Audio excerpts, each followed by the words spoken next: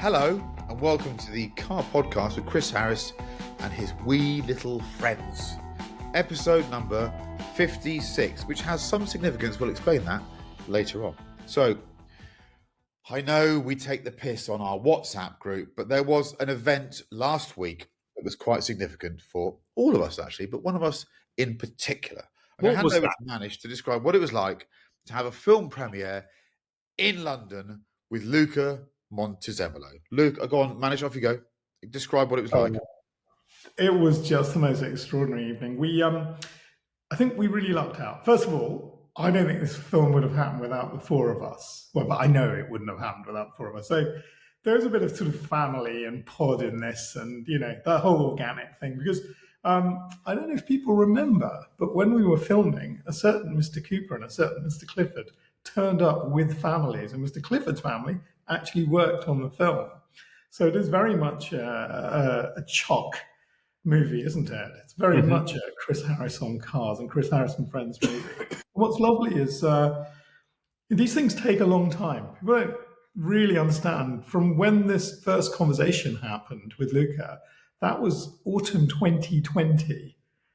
And the premiere's 5 years later. So it's been a hell of a journey. And I think we got very lucky because the Everyman theatre chain, one of its major shareholders is a man called Adam Kay. Adam's really built that business up, and he works with somebody called Darcy Wise. And Adam likes his cars, but he's also a businessman, and he watched the movie, and he really responded to it. And they have built, actually, I think it's Britain's only profitable cinema chain, the Everyman. Wow. And getting films into cinemas is very, very difficult. If we made Senna today, we'd be very lucky. We'd need the same luck to get it into a cinema.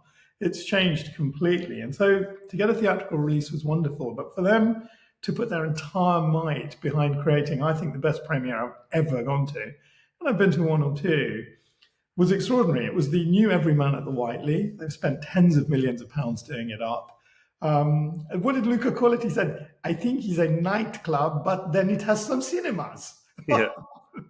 Which was fantastic. I mean, the food was amazing, the wine was amazing, but I think the people and the cars really made it. We had a red carpet with Neil's 512 BB, beautiful yellow thing, and just arresting. There was a Lancia, the Fanalone, a twin of what Luca drove back in the 70s.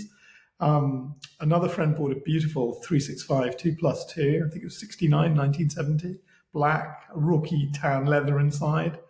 A bunch of people parked Ferraris on the street. They got, I did like those guys. They parked their cars on double yellow lines and looked at the parking tickets as if they were just confetti. Oh, I've just got a parking ticket. I don't care. This is my Ferrari and I've come to this premiere. But I think the really gratifying thing is you don't get a chance to make an older man and your hero very happy very often. I mean, you think about the bar you have to climb to make somebody like Luca Montezemolo, to impress him. And he was so happy. Bernie came, which was wonderful, with Fabi, and Lawrence Stroll was there, Stefano came, Andrea came, Mattia Binotto was there. It was Mr. just Louis. Oh, Adrian was there, yes. And I mean, it was just what an evening. And I think people really responded to the film. And the fact that we had a live Q&A, which was also broadcast to another 29 Everyman cinemas, was a kind of icing on the cake. And the truth is, Luca didn't answer any question he was asked. He just gave a little sort of soliloquy. It was extremely funny. And I listened, and I got to have my son there. And it's a wonderful thing when you can bring, your children or your loved ones to something like that to celebrate your work. So I would say one of the happiest days of my life, without a doubt. Really joyous evening. To see you floating on air, Manish, was really, really lovely. Yeah, I'm not very good at those things. I have to say I sort of hide and I don't know who to talk to, and found myself lurking in corners looking for Mr. Cooper in Finley, so I had someone to talk to. I didn't know who the hell most people were. But it was lovely. And for me, before I asked Neil and Chris, the highlight was the Q&A when we were supposed to be ushered round the side of a little stage where the below the screen. And rather than go behind the curtain and walk up, Luca, aged, what is he, 70, whatever, 78. 78, decided to demonstrate his athleticism and sort of straddle the stage and just sort of, he jumped up like it would, like a 12-year-old would, vault a gate. And it was lovely to see him sort of just do that, just to demonstrate the fact that he still had it. It was, to use modern parlance, a flex, but of some sort. And I thought it was really cool. I was utterly humbled. I walked around thinking, I've no idea why I'm part of this, but I know I'm proud of it. Chris Cooper, you were there. It was really moving. It was really, really. I know lots of people who were there and went to the other showings have all been online and said amazing things and reached out to you, Manish, and all of us. Honestly, I didn't think you had it in you, Manish. I was. I'm kidding. Actually, none of us did. No, it was amazing. It was really. The thing that I took from it was how happy he was. He was really. You could see he was really made up, and it's beautifully done. I mean, Chris, you and Luca clearly had a very, very just extraordinary connection. He really likes you, Chris. He really likes talking to you. He respects you and he rates you. He knows you understand stuff. And he clearly got that with you without you having to explain it. He understands who you are and where you were in so many of these events through time, particularly the last sort of 20, 30 years or so. So I think the chemistry of the three of you, and when we were on set, I mean, it was just unbelievable. I've never done that before. I've never been somewhere where somebody out loud in public says, "Quiet, please, action." I mean, how tingly exciting is that? It's just amazing in both Bologna and Rome. So it's a mad thing at premiere because there's so many people and there are literally members of the public across the road shouting and waving, and Manish, as you turning up in Lola. It's surreal. And I'm sure I said to you at the beginning of the evening when I saw you very briefly, make sure you take a moment to enjoy it because it will just go past so fast. It's a bit like a wedding day, but this is like a wedding day times 100, really, isn't it? This kind of thing, when you get to our point in life where you appreciate much more about certain things. So it was a real privilege to have been there for a couple of brief moments when you were making it. And to be invited to your world premiere was a real treat and privilege. So thank you very much for having us and family. And just to see how happy he was and Manish you were. And Chris, you did a really good job. I know you always downplay this stuff. Curmudgeon, where's the exit? Oh, I'm not enjoying this. You were brilliant. You were really brilliant. Chris, we're talking about you, not with you. You just sit there and just say nothing. And we'll move it on. Neil Clifford. Look, I'm not good with cinemas. I don't really do movies where I always fall asleep because that sort of make-believe film and book thing I don't really get. And actually, the good thing about this is it's not make-believe, is it? It's a real story. And look, to have my two heroes, it's weird being on a podcast with him, really. But I know it's going to get Chris very embarrassed here. Chris was a big hero of mine as a journalist, and then latterly on YouTube. And to be a mate of his is really cool. And then Luca was always a hero of mine forever, really. He, for me, is Ferrari, right? I actually own the last car that he ever allocated, 458 Speciale Aperta, the exact vehicle. And that was done in Paris, I think 2014, Paris Fashion Week. So to actually meet him, be in his presence, see a movie beautifully produced by a friend, but with two of my, car heroes in it, and be sat next to Chris on the left. We were in the naughty row, really. It felt a bit Saturday morning cinema club for me in about 1977, and sat next to Chris on one side and the legend that is Joe Macari, who's busy throwing popcorn at Adrian Newey. My wife said to me afterwards, that probably is one of the best things you've ever done in your life, isn't it? And being around those people and being, on the outskirts of it, but part of the gang a little bit. It's brilliant. And the movie's not bad. You know, I didn't fall asleep, and there wasn't any pick and mix, and I maintained concentration. So well done, Manish, and well done, Chris. And it was a great night. And I exited. It was quite cool. I exited, just jumped in my car and pissed off outside, and that was quite a cool thing to do. So thank you, Manish, for having me part of it. And my son Vincent, was a sort of semi film worker, runner, grip, whatever they're called, bouncer, whatever he did. But to have your son, he's like me, he's dyslexic, he struggled at school, he's confident but needs a little nudge along. For have your son in the credits of a movie, age 18, it's a real privilege. So I appreciate that very much, Manish. There's two things that I'll remember out the night. The first is, at one point I went outside to speak to my daughter on the telephone, who has just started at university and is going through those bumps, a bit of turbulence. And I want to talk to her. So I went to the right where the Fulvia was and the other Ferrari was. And that's when I saw what can only be described as sort of a Mansouri spec Mercedes GL arrive with two Yes. sort of goons. The best way to describe them, they were what might be described as security in a Jackson Lamb novel, and Bernie then emerged from this GL, but it was sort of it was about 6-7 years old. It was the most unlikely vehicle, but the way that he emerged from it and just sort of did his slightly stooped shuffle. Bear in mind, the man's nearly 100 years old. He's nearly been on this planet a century. Yeah. But if you want to talk about presence, how such a small physical frame can have so much presence, I don't know.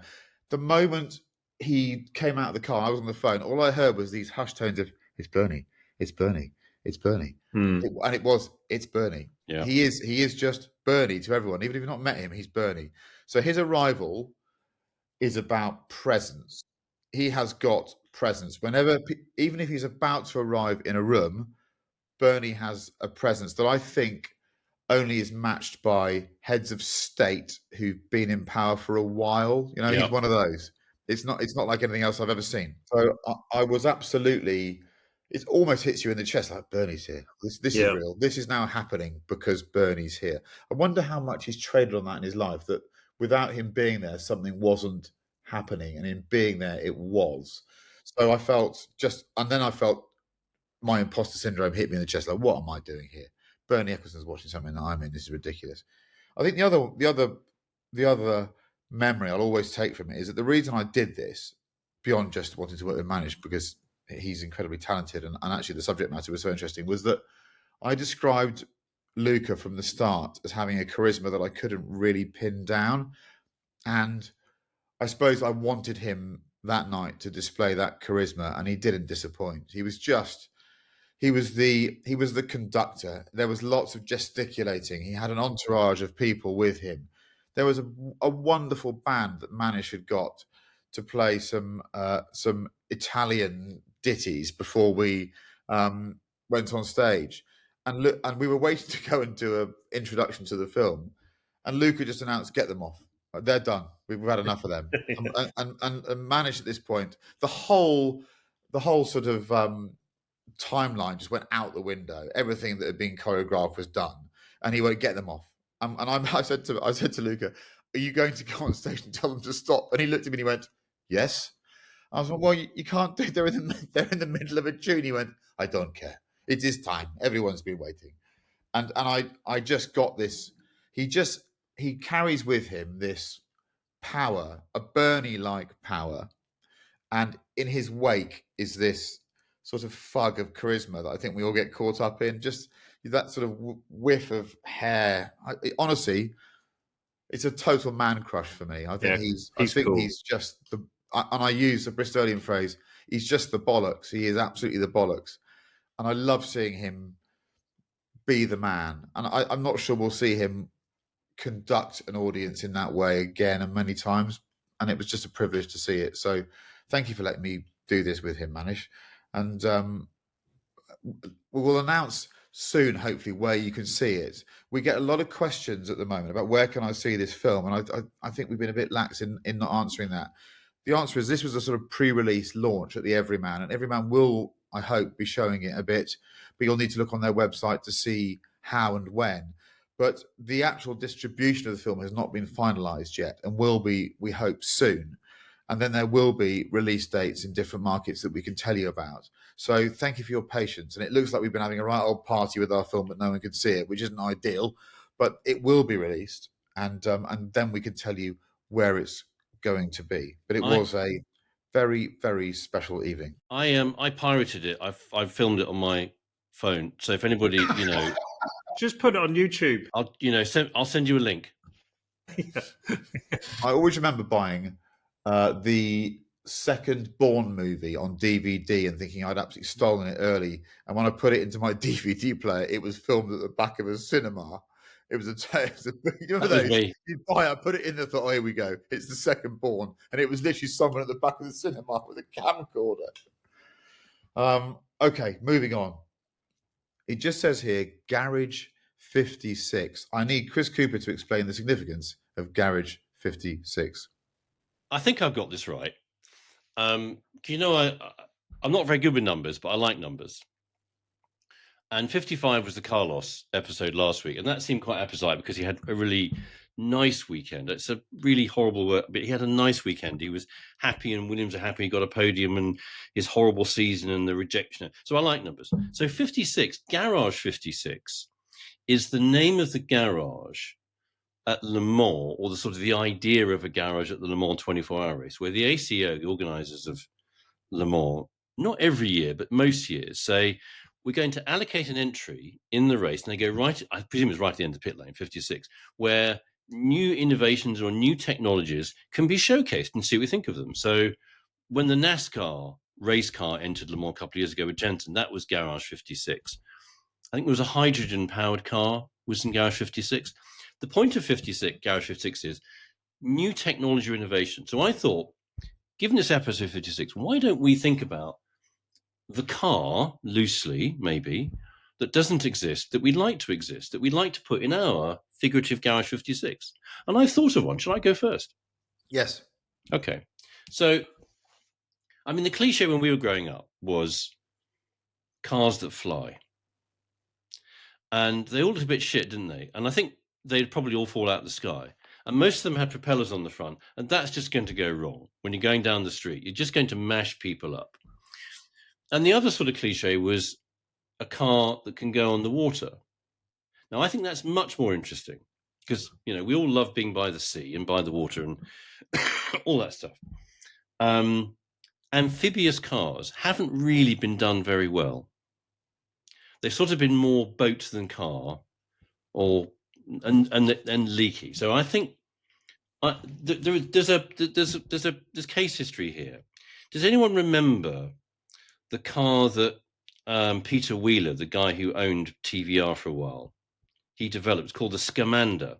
Yes. Yes. Oh, yes. Yeah. Harry's had it about. Well, he has had it. And actually, we'll put this up properly.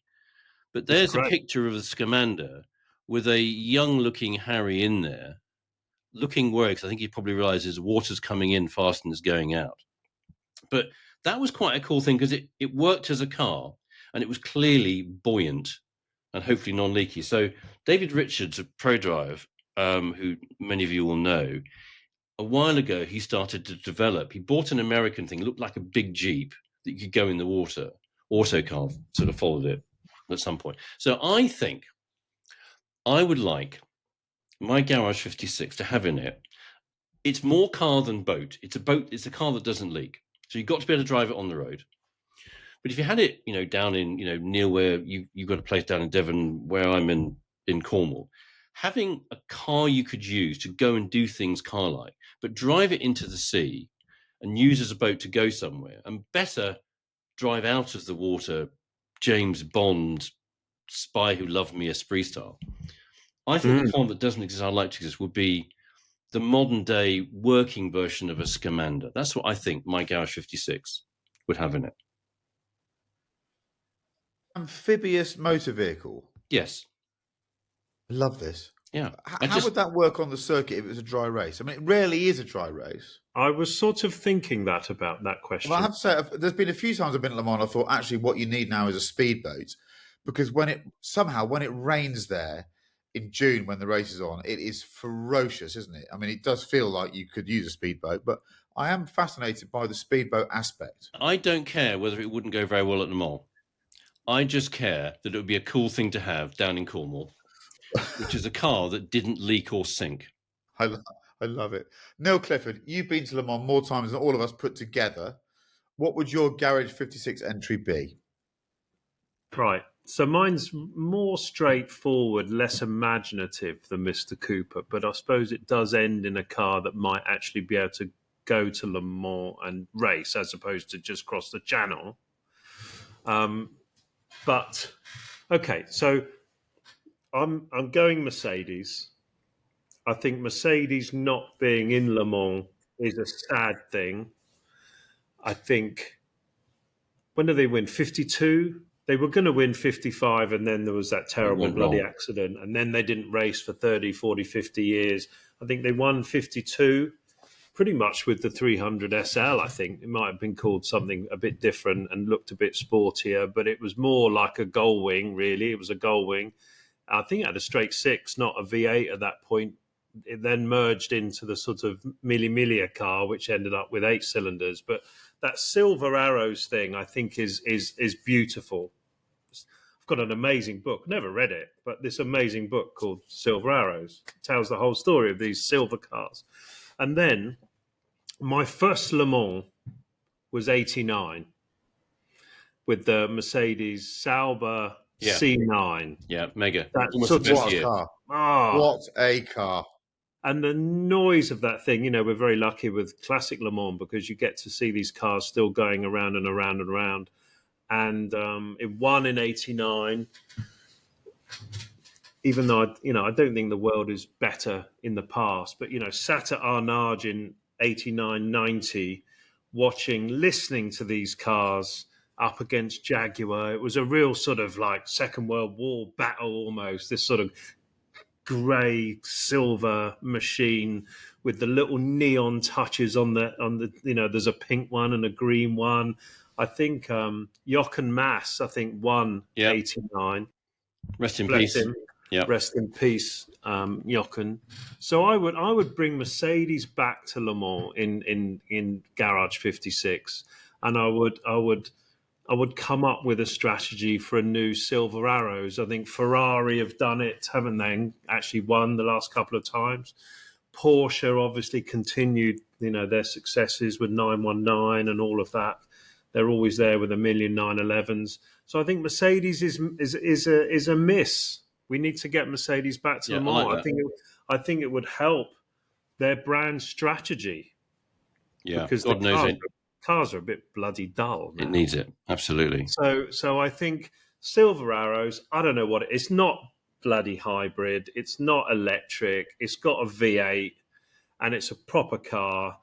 And, a bit like the 963, whatever it is, SP, maybe they do 52 for 1952 or 89 road cars that if you've got tons of money, you can buy one. So, Silver Arrows back at Le Mans in Garage 56. I really like that. And it makes me think we need to talk about Mercedes. Can we put that on the list, Finley? We need to talk about Mercedes. Yeah, we you're do. Right. We need a special Mercedes-only podcast. We do.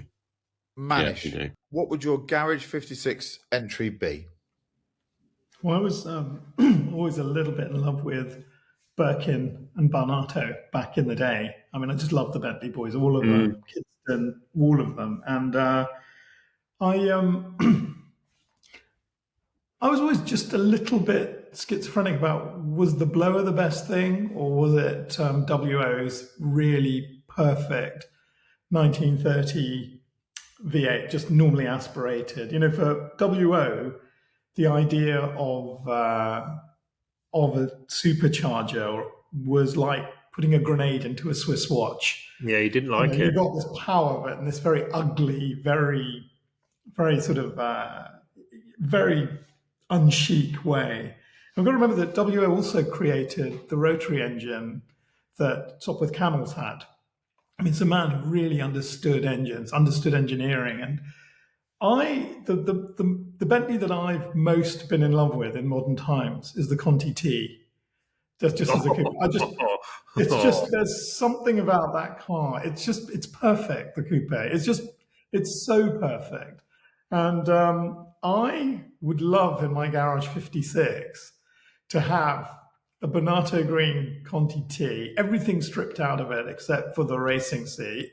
I think to try to approximate as much as possible to a 1930s Bentley, I'd like it to have a spare wheel because the rules of Le Mans are fantastic. You've got to do all the original. You have to do your own work on the car. They have scrutineers there. If you have one mechanic touch your car, you're disqualified. And Birkin, very famously smashed a wheel. I mean, WO said that you could drive that car up to 70 miles an hour with a broken wheel. That's how tough those cars were. That's how much of the piss got taken out of them for being these bricks that never broke, but they were incredibly quick.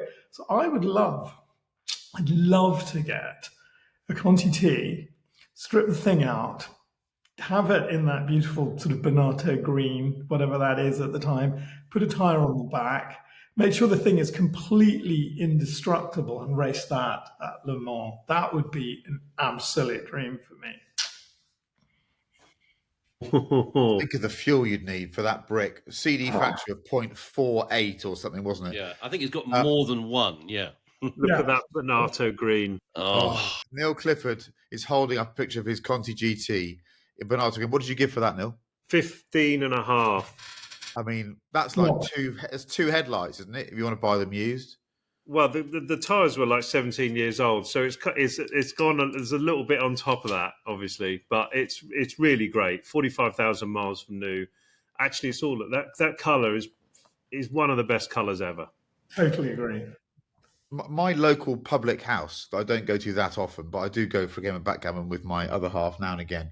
There's a chap I bump into there who loves his cars, and he's just bought a Conti GT, an old one, and it's got ceramic brakes on it. And he just came bounding up to me the other day and just went, "You won't believe what I bought." I think the Conti GT is the ultimate I've found value car, isn't it?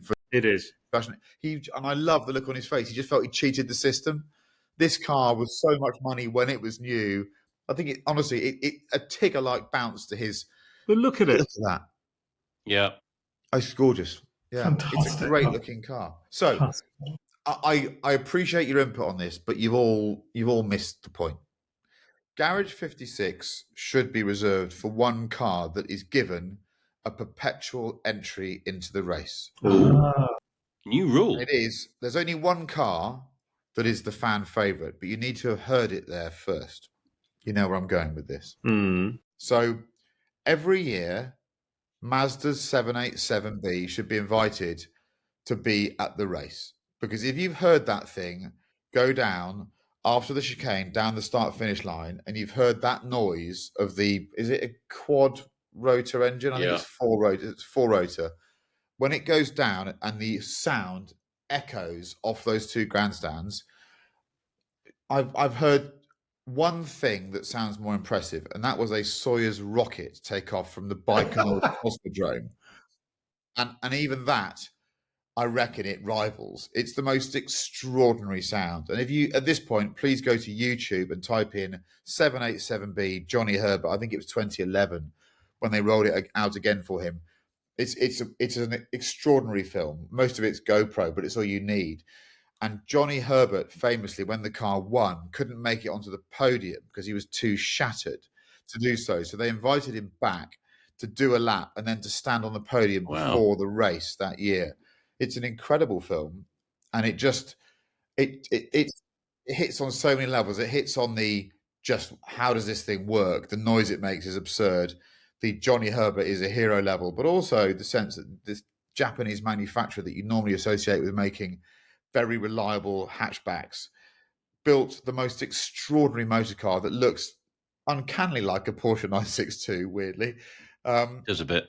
But just achieved remarkable things. And the sense of pride, there's not many of these things that run. There are lots of sort of precursors to the 787B that got different names. But they are so proud of this car. And I can say that I've driven it. Weirdly, I drove it in Mallorca. I don't know why that little racetrack in Mallorca, and I was invited out there 15 years ago to drive it. It is the most. Where did you Well, drive it's it in just. Mallorca? I've no idea why. There's sort of a little kart track in Mallorca, and Yeah, Mazda they had the like car those. there and said, "Would you like to come and drive it?" And it was just pre the video era. So I did that old-fashioned thing where you sit there with a keyboard and try to summon adjectives, and actually what you want is just a GoPro shot Yeah, so people can hear it, because you can't really describe the noise it makes. It's a ripping noise, is what I say to you. It just sounds like someone takes the air and just tears it in front of you. I was there in a tent, sleeping in a tent in '91 at Arnage, when you could camp at Arnage, and you'd go. The toilets were more part of the forest, let's say, and there were these lovely little pink roses that grew as the toilet paper grew through the forest over the weekend. But you were 9 blokes in a tent, right? So it was pretty nasty. agricultural. And actually, that thing woke you up every time it came. You didn't get any sleep either. It was nuts, And I amazing. don't think if you turned up with the Soyuz, whatever it was you saw, I think the ACO would get a bit panicky about turning up with one of those. So I think you're right. They would. It's a 787B. That's the So for winner. me, 787B every year is invited back. Doesn't matter if Yeah, it comes last. The noise it exactly. makes Oh, that's great. is pure Le Mans for me. Right. Next subject. Here we go. Max Verstappen. So I think over the last few weeks, we've seen a demonstration of maybe the person that might be the best Formula One driver currently on the grid. Manish, discuss. I mean, he's just a phenomenon, isn't he, this boy? Um, Luca actually answered the question only when you finally posed it. But He did, yeah. Good question. someone got up and said, if you were running Ferrari today, kind of like who would be your drivers? And he answered whatever question he did. And then I remember you did ask him directly, would you have Max on the team? And he basically said, that guy's the best. He's head and shoulders the best. And then there's everyone else. And I think the thing I love about Max is this is what he does. But at the same time, he has an ability to be one step ahead. You know, that the fatal flaw of so many sportsmen is that they're in what they do. And then they kind of come to the end of what they do and haven't really planned what they're going to do. And it doesn't really matter how much money you have. It doesn't really matter what your assets are. I mean, you suddenly go from being number one in what is supposed to be the pinnacle of your sport, and then you become maybe number one in a different sport, or number two in a different sport, number nine in a different sport.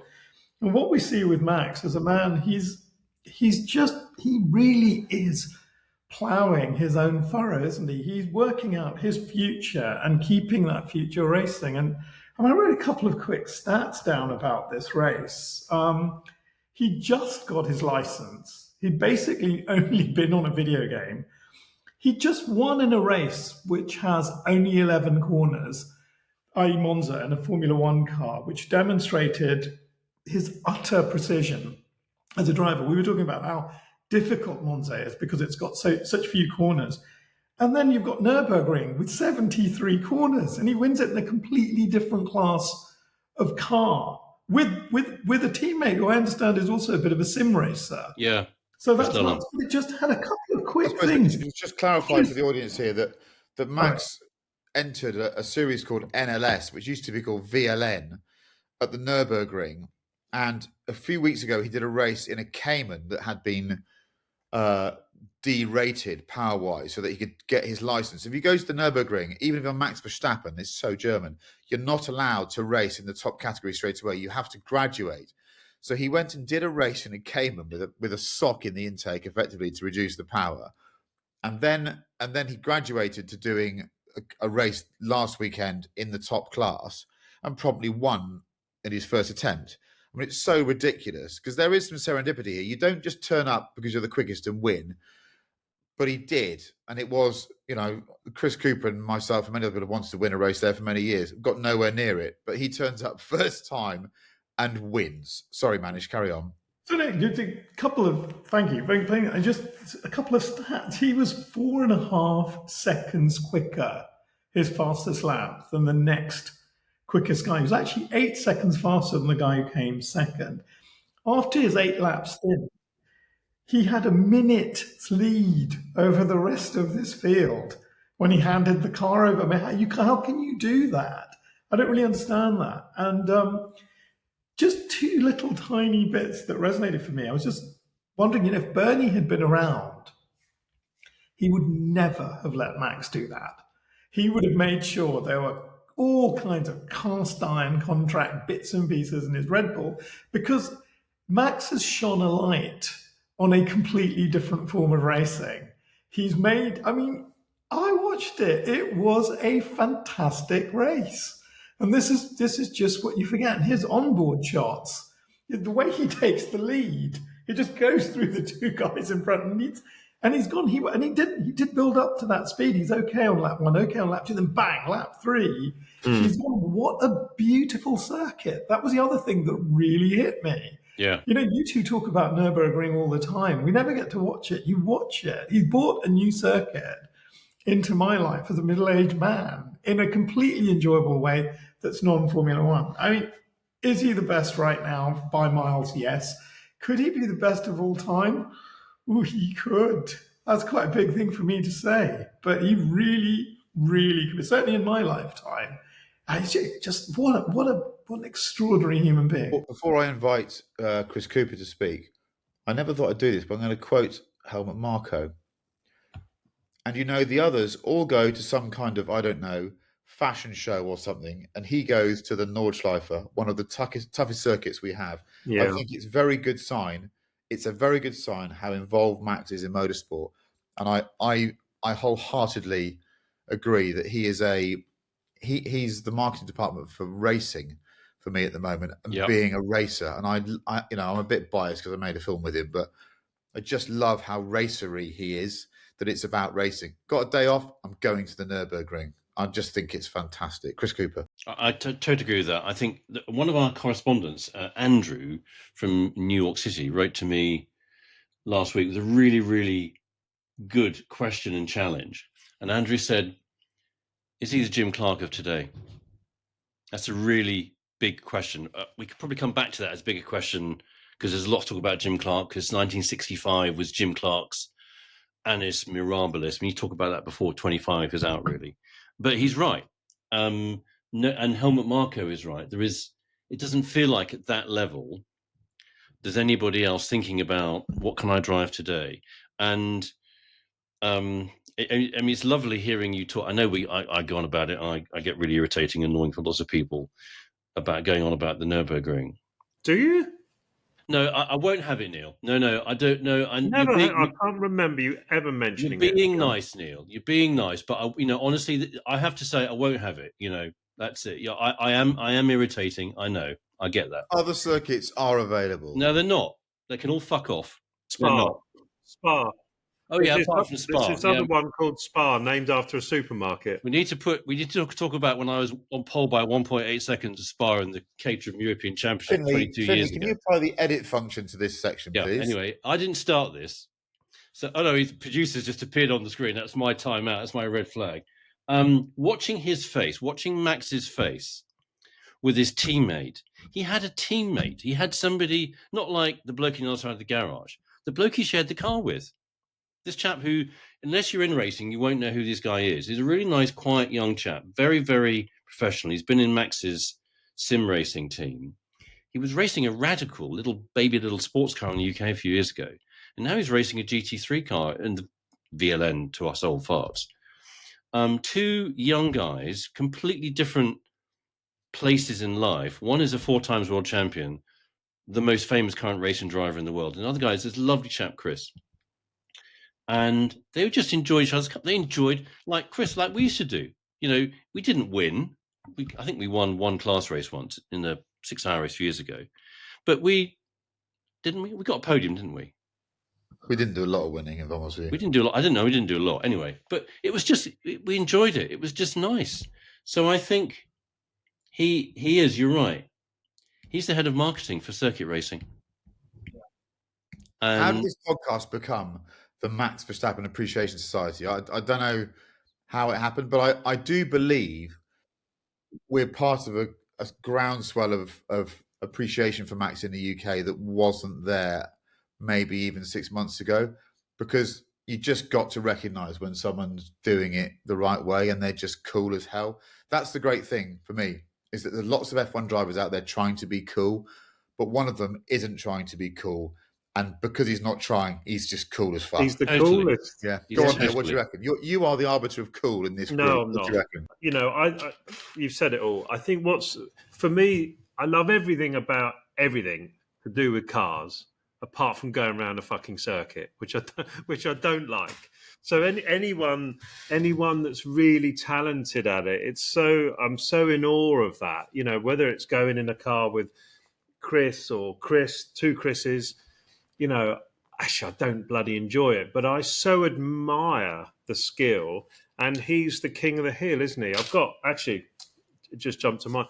I've got a mate called Andy Bruce, whose daughter, Yes. Megan, is racing in Singapore in F1 the Academy. F1 Academy Good for over her. this weekend.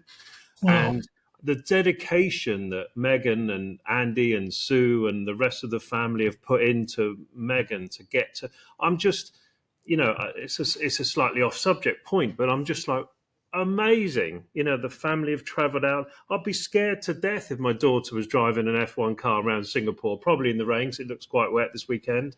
But to have the balls and determination and ambition and dedication and skill and all of that shit, it's just brilliant. And Max is the king, but frankly, anyone, and good luck, Megan, for anyone doing it, it's bloody fantastic. And I'll be sat there watching, smiling, having a cup of tea and talking bollocks with someone in the pit lane. Yeah, he's just the boss. And again, for someone who was speaking in his probably second or third language, it was Luca that does it for me. And I won't spoil the film, but he's got a phrase for what the MotoGP paddock calls aliens. Alien is the best phrase.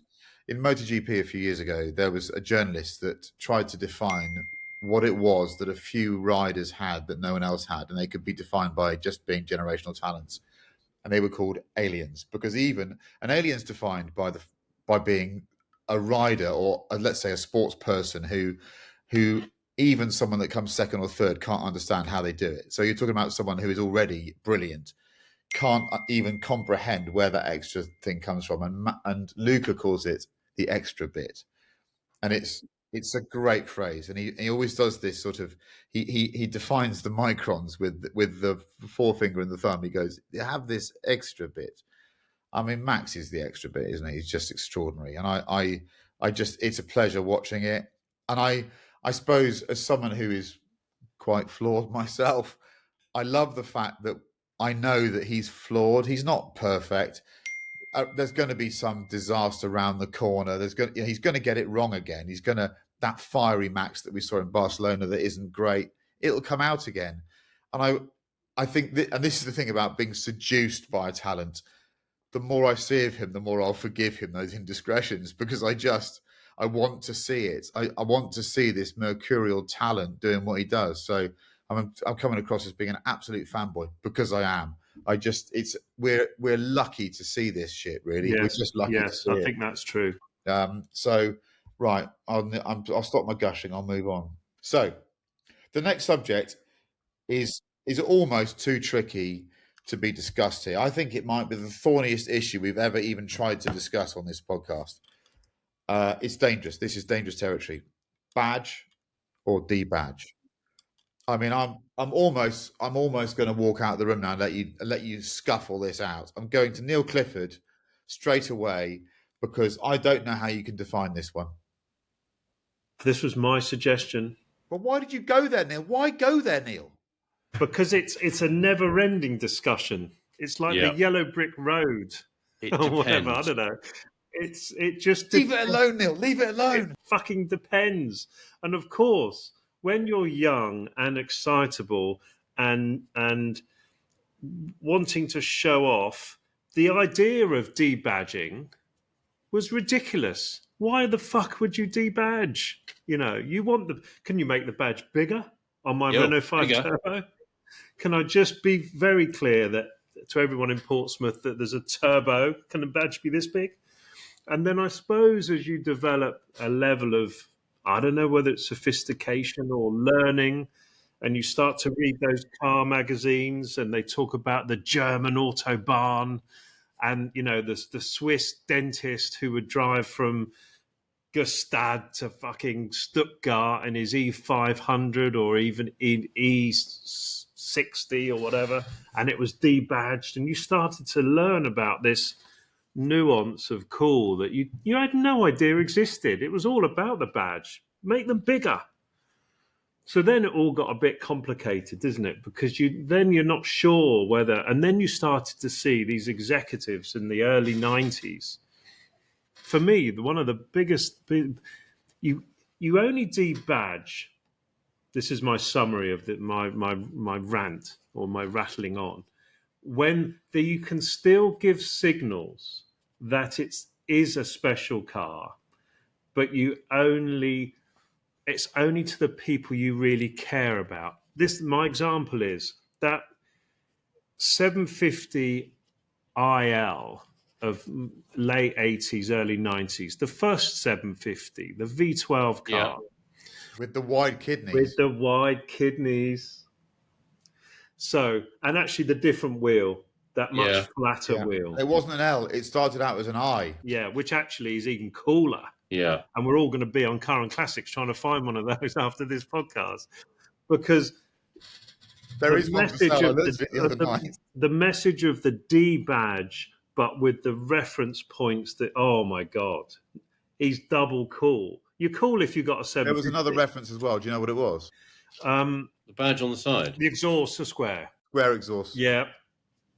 Fucking, there you go. So I think that's the point. When you start to juggle that, I'm cool because I've got that car, but I'm actually going to send a message of even more cool, but I'm only talking to the people that I care about. You know, my Mercedes-Benz 6.3 Estate, the one of one Crayford car, debadged. So you've got a Mercedes Estate, which is obviously all a bit weird anyway, because that car didn't exist in that series. But then it was debadged. But if you knew about the twin exhaust pipes, and you knew about probably the sound, if anything, my Turbo S 991 debadged. So I think debadging is part of a journey, but you've only do it if you can make the point to other people of what the car actually is. So it's a very, very complicated, wonderful little nuance of car ownership. You can't debadge a 456 because people know what it is. I think you've just hit the nail on the head, actually. Debadging it's not a singular event. For me, it's a bit of a process. And if you like, at one end of the process is something like the anniversary Countach. It's undebadgeable because it's just a statement as a car in itself. And at the other end, you're absolutely right. You can have a complete sleeper Mercedes. No one has a clue. It's just black. All they can see from the outside, you know, are either it's clear or it's frosted window or it's smoked windows, and they only know when you smoke them on the road. But it's funny. Even at university, I had a friend whose parents had a 420 SEL. So this is mid 80s, late 80s. So 126. Yeah, exactly. 126. You know, a kind of Bangle sweet spot, and they would always have debadged cars, and it just I think this, and they were always navy blue. I remember that, and I always thought that was just fantastically cool because what you were saying was, don't look at me. I'm very content. This is kind of mine. I don't actually care whether you notice this or you don't notice this. This is for me, and that's what I love about debadging. I mean, another kind of, I guess, analogy is on a Ferrari, do you put the shields on the side or do you not put the shields on the side? I think they're so much more attractive. That's another chat. Yeah. Oh, that's a totally different chat. That's That's an another hour on one. that. Yeah, Kind of, that's an hour. It's an hour, that one. No, absolutely, but it's kind of associated. I think I do wonder. Oh, okay. So you look at your Renault 5, and you talked about it. I mean, do you want to have the words Renault 5 Turbo in massive letters along the bottom of the doors? It's all connected with badging and debadging, and I would just say my default setting is mega debadge. The only time I think a badge looks kind of cool is if you read the word Countach on the back, or BBI and that fantastic lettering in the back, or Mura with the whip tail on the back. So then you've got kind of a badge, you've got a little tiny moniker telling you what this car is. But that's the only badging I like. Otherwise, I just think a little prancing horse or a silver wraith or something at the front and something just as small at the back. Plenty, absolutely plenty. Chris Cooper. I think there's another, because I agree with all of that, and I think there's another dimension in there which has affected how we think about badging or debadging, and that's in the current and modern world. It feels like too many car makers are trying too hard to be heard and to make a point visually, styling wise, and so forth. And anything you can do to dial that back down again feels like a relief. And I thought it the other day. I'm in Newcastle. I'm doing a lot of driving around the UK at the moment, and I've had that awful lurgus. So if I sound pretty shit, I am feeling very poorly. I'm not making a fuss about it whatsoever, but I am really, really poorly because I've got that bloody lurgus going around. I've done a lot of driving around the countryside the last week or so, and earlier this week I was driving down to Cornwall. I was alongside. Is it the mid 2010s? Is that the C6, C7 Audi RS6? Sort of the last one that looked subtle. It was a 2015 plate car. It was like quite a dark grey, clear glass, sensible spec wheels, and it was debadged. And apart from its stance, which looks really cool, and it actually made me think about. Actually, Finn, can you make a note of this as well? Brute in a suit is a car label that's often used. I think we need to discuss brute in a suit. We'll come back to that another time. So that mid 2010s Audi didn't need to shout. So I think the more we get to modern cars, you think, because if I haven't bought a new car for a while, but the ones that I have bought have all been debadged because I just don't want to shout as much because they're shouting enough already. There are You're some shouting cars. differently. You're shouting differently. That's the thing. Yeah. You're shouting to the people you want to shout to.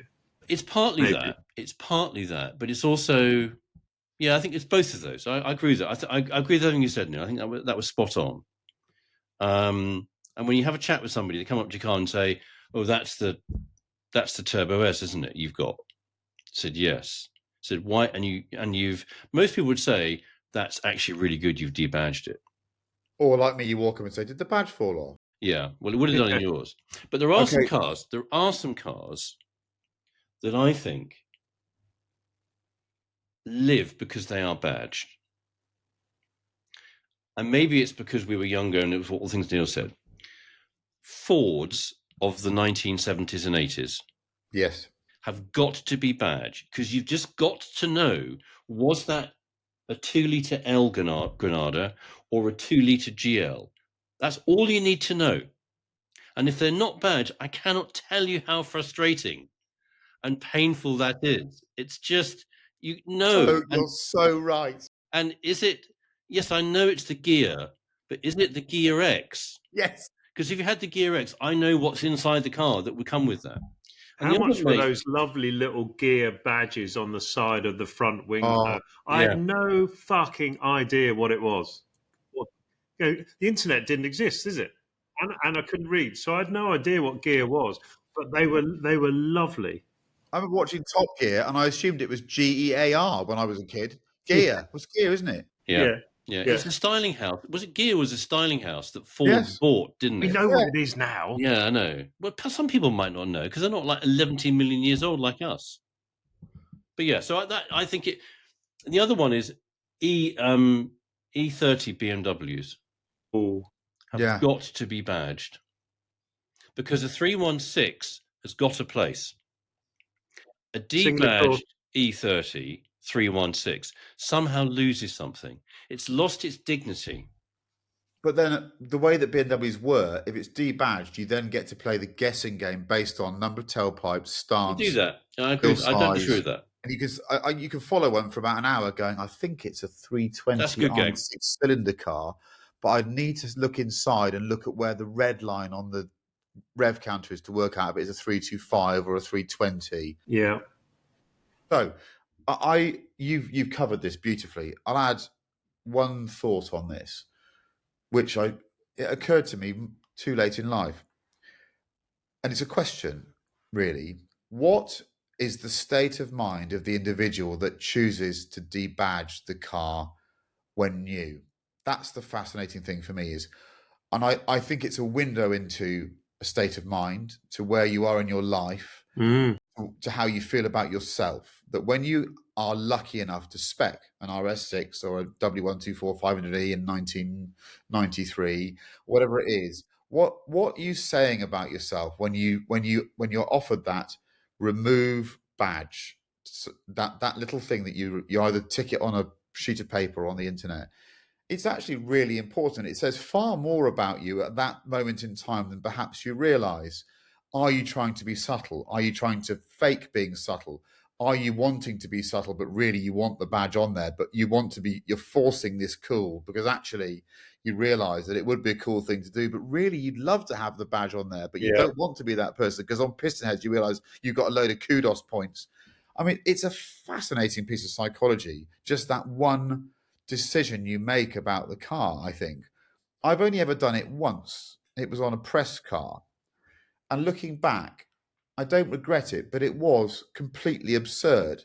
I had a Battleship Grey, is it Nardo Grey RS6 long-term car that Audi let me spec in 2013, I think it was. I remember it, yeah. And it was a cool car because they let me have clear glass. But I debadged it because I thought, well, you have to debadge it. I'm at that stage in my life. How cool is it? But looking back, it was a Battleship Grey, wide-bodied Audi A6. It was so obvious it was an RS6. It might as well have had RS6 all down the windows in a race livery. It was so obvious that it was an RS6 that debadging it was absolutely pointless. It fed my need to be part of the debadging club more than anything else, I think. So, I vacillate hugely about this. Sometimes I follow cars and I think, I wish you'd debadge that. But for the most part, it says far more about the individual than it does the car. I think Mercedes to me is the crucial, because it's such a an understated Bauhausy German. I think the main reason I debadged the Turbo S, because I don't think Porsche are very good at badges. They overdo the badge. Yes. It ends up being 19 inches long, like a fucking curly whirly on the back of the car. 100% what he said. Whereas Mercedes have always been very understated. Actually, the debadging 420 SEL, that's another discussion, because maybe they're doing that because they want you to think that they've debadged a 560. I mean, there's the fact that you're debadging a middle model, that's another strategy. We're really only referring to debadging, I think, the pinnacle model, in order to not make the statement that I've bought the pinnacle model. Yeah. There's a bit of that in us. To be continued. We'll do this It's every a really week. good discussion. Yeah, I mean, so let's move. I'm running out of time here. So a very quick one. Best car Oh, for a God. 1,000-mile trip. We've got to be quite quick on this, people, because people have got to move on and do their work. Manish wrote this, brackets, I have to imagine this one, which I think is rather lovely, because it is effectively 2 times his annual mileage in Not one this trip. year. You'll be very Not pleased. this year, no. Not this So year. we'll start with you, Manish. What would you take on your 1,000-mile trip? And if it doesn't conclude the word Lola, you'll have been letting her down. No. I wouldn't be Lola, actually. I would. I've been really rather inspired by your Daimler. I really have. The ride quality. You gave me a ride to the railway station and that. I just loved everything about it. I loved how it made me feel. It made me feel incredibly important, but not in a showy, in a very debadged way. That's what it made me feel. It made me feel important in a debadged way.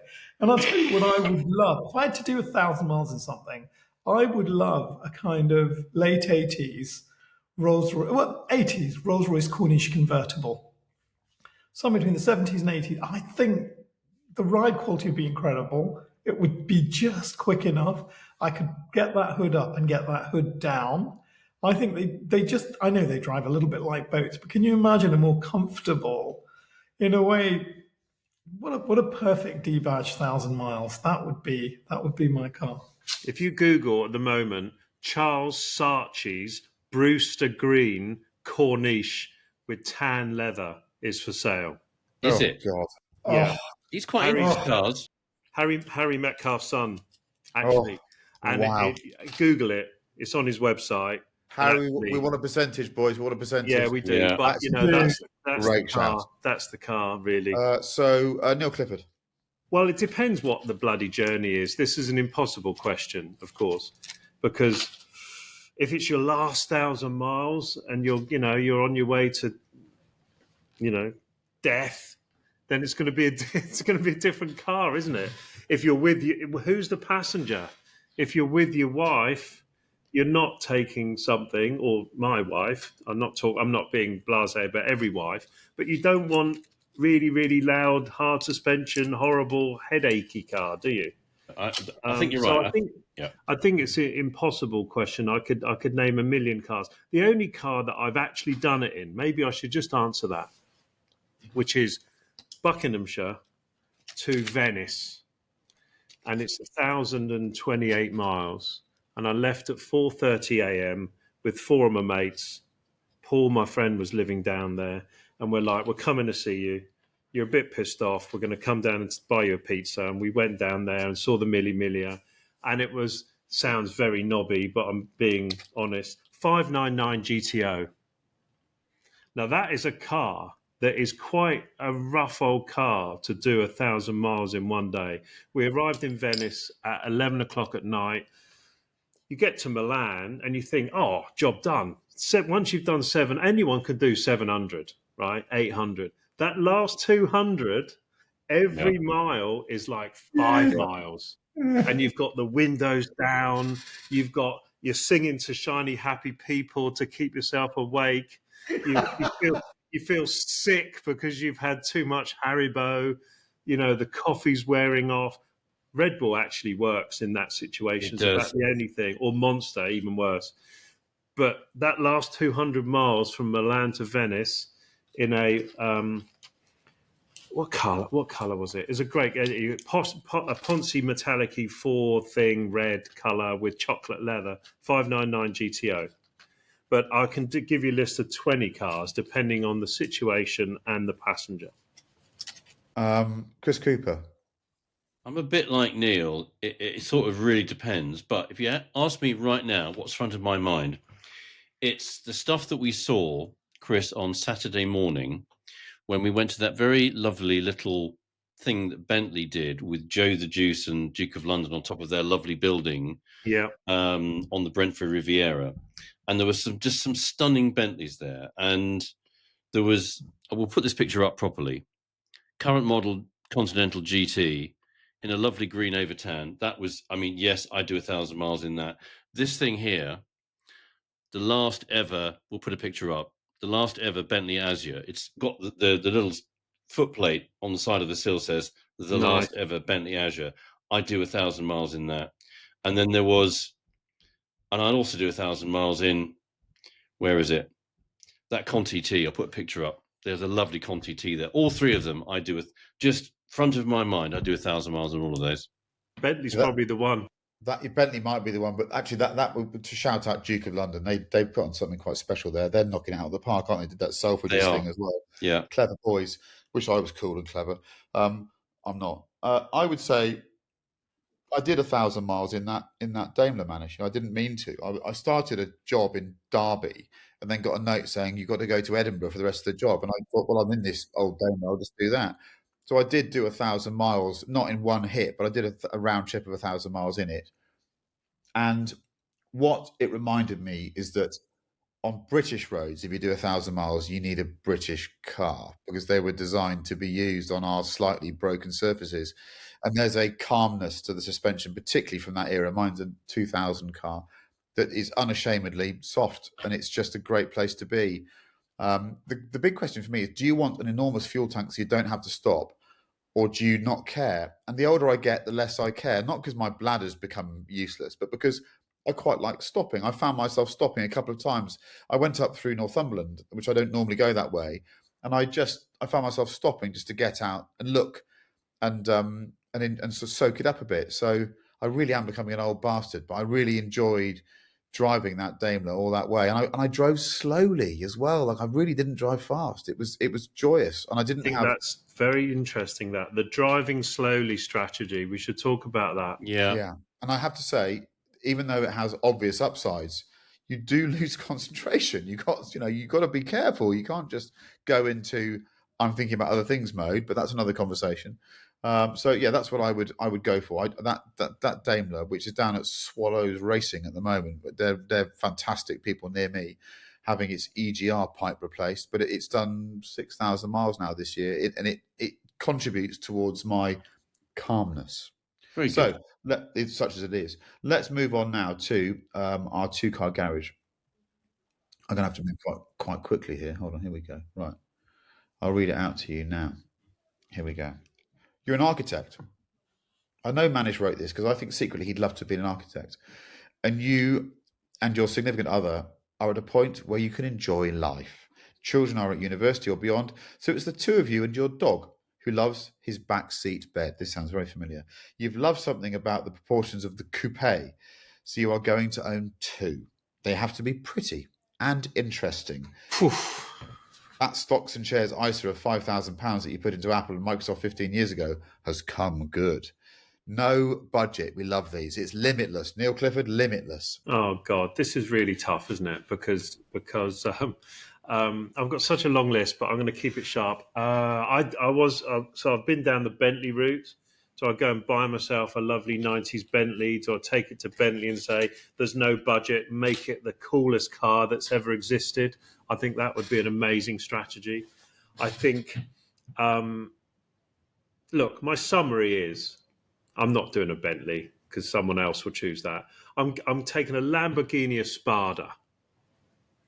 I'm taking it to some genius engineer who's going to put a modern drivetrain from Lamborghini in it because, they're fast enough. But, if you're going to drive this car a lot, you want it bulletproof, reliable. You want the air conditioning brilliantly. You want better brakes.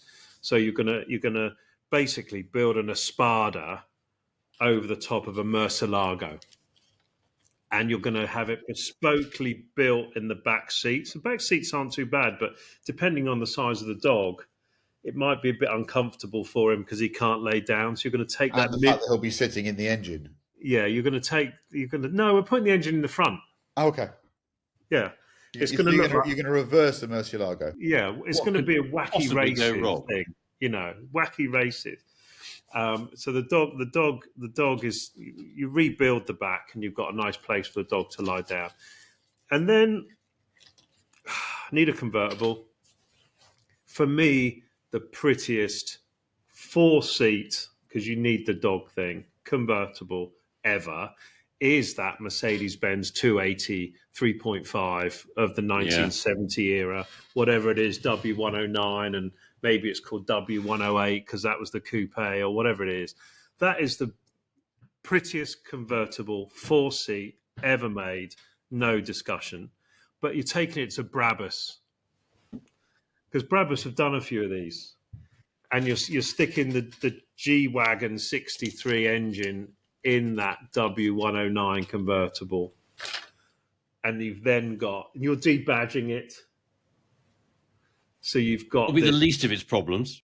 No, it'd be Brabus. They charge you £3.5 million, and it will take you 4 years, but it will be magnificent. Maybe even subtle little side exhausts from the G-Wagon, just to make no badges, but side exhausts. And that for me is two mega coupes. One of them's a convertible, though, which isn't a coupe. I love this podcast. It's absolutely fantastic. Absolutely amazing. Manish Pandey. I looked at the Car and Classics website, our proud partners, and Shit, I forgot to do that. Don't worry about No, that, Neil. no Don't one worry. noticed. They love you, Neil. Don't worry. No one yeah, noticed. we're fine. I have to say, in terms of if I was an architect, in terms of proportion, Oh, I think that's it. Do coupes get better looking No, than an they Audi bloody didn't. Quattro? We'll find out in a minute. So if we've had a bit of groupthink, it is completely forgivable.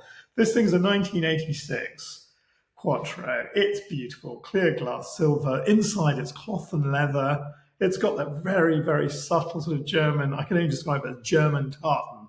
It's so subtle. It's beautiful. It's the car I would want. And then I think there's something about architects and France, and I think it's got something to do with Le Corbusier. It's got to do with, I think, driving around, drinking. They're so cultured. I think that's what I like about architects. It's not a profession. It's a culture. They're just cultured, and I think the second car could only be this baby. You're going to love it. It is a 1972 Peugeot 304S. Ooh, coupe. yes, I know exactly what you mean. Oh yes, It's pretty. just, we'll put the picture. They're really It pretty. is such a pretty car, and it's all about, this car is all about how it looks, isn't it? And you know it won't break down. Is You that know it won't break Pininfarina or down. not? Was that Pininfarina? Who sorry? did that? Who designed that? Gosh, I don't think the know. coupe was Pininfarina. Yeah, the coupe, but that's Yeah, gorgeous. I saw that as well. I thought it was They- very, these are very just- pretty. Okay, You, your dog, and your wife. Bob. Chris Cooper. Coupes are the 1980s. Coupes are just the 1980s, I think. So I had the same Audi Quattro that you did. I just couldn't get past that. Same. And then I also had, because I think coupes are the 1980s, 635 CSI. Oh, I almost went for that. 635 CSI. car. That starts. That'll start on the auction site on Saturday. The boys were somewhere, Finn and Cam were somewhere, and they came back to me. They came back to the farm at the weekend, and they said, "Dad, we saw the coolest 635 CSI, not an M635, Yeah. but 635 CSI." I said, "How cool is that? Why haven't you ever had one?" So I might be for that one. I actually had a third one as well. And it's mad. But if budget is no object, starting next week on Car and Classic, there is an auction for an Interceptor FF project car. Oh, what could go wrong? I'd What could take possibly that to go wrong? Brabus. I'd take that to Brabus and say, "Do your best." Go to the cash point every day, take out your maximum amount of money, and it just won't be enough. throw it in the I nearest think bin. Interceptor is an itch that needs to be scratched. Really, I thought that too. What a name! No. Yeah, I mean, Yeah. So, coupe it's an exotic word for me. It always was exotic. And I love the fact that Audi actually used it in the name of a car. So if you bought a non-Quattro Audi with the narrow body, it was called an Audi Coupe. And they kept that name for many, many years.